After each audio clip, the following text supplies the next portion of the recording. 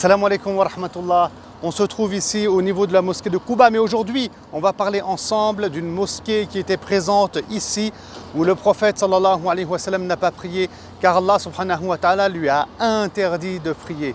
C'est Masjid ad-Dirar dont Allah subhanahu wa ta'ala nous parle dans la sourate 9 versets 107 et 108. Masjid ad-Dirar, c'est une mosquée qui était nocive, qui avait été construite par les hypocrites de la ville de Médine. Et ces gens-là qui se disaient musulmans, ils se rassemblaient pour donner des informations aux ennemis du prophète sallallahu alayhi wa sallam qui s'en prenaient à l'islam et qui s'en prenaient à la communauté musulmane. Et ils ont construit cette mosquée-là. Et Allah subhanahu wa ta'ala, qu'est-ce qu'il a dit dans le verset 107 de la sourate 9?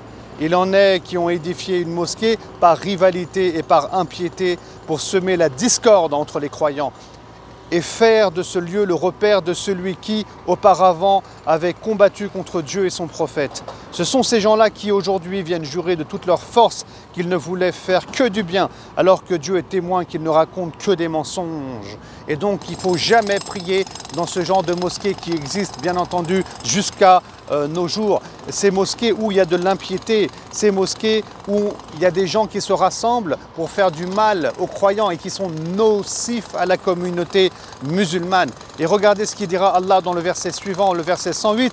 Il y a une autre mosquée qui a été fondée dès le premier jour sur la crainte révérentielle du Seigneur et qui est plus digne de sa présence. C'est la mosquée de Quba, comme disent bon nombre de savants. On y trouve des hommes qui aiment se purifier et Dieu aime ceux qui sont propres, ceux qui se purifient. Ici, Allah il nous dit qu'il y a des gens qui viennent ici pour se purifier. Subhanallah, c'est ça le croyant quand il va à la mosquée. C'est pour ça qu'on construit des mosquées, pour que les croyants puissent s'y purifier. Et aujourd'hui encore, comme vous le voyez ici, des milliers de gens viennent pour se purifier. Ils viennent du monde tout entier. Ils viennent de Malaisie, d'Inde, du Pakistan, d'Europe pour se purifier.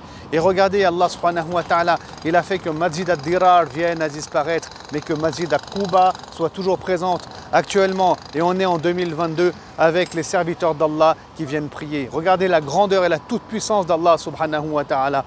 Et je vous dis à très bientôt. Salam alaikum wa rahmatullahi wa barakatuh.